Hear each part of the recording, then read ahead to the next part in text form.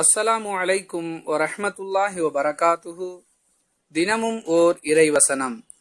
அல்லாஹ் தனது உணவை நிறுத்திவிட்டால் உங்களுக்கு உணவளிப்பவன் உண்டா? திருக்குர்ஆன் அல் முல்க் 67வது அத்தியாயம் 21வது வசனம். அன்புள்ள சகோதர சகோதரிகளே, ஒவ்வொரு மனிதனும் படைக்கப்பட்டது முதல் மரணிக்கும் வரை அவனுக்கான உணவு தேவைகளுக்கு அல்லாஹ் பொறுப்பேற்றுக் கொள்கிறான்.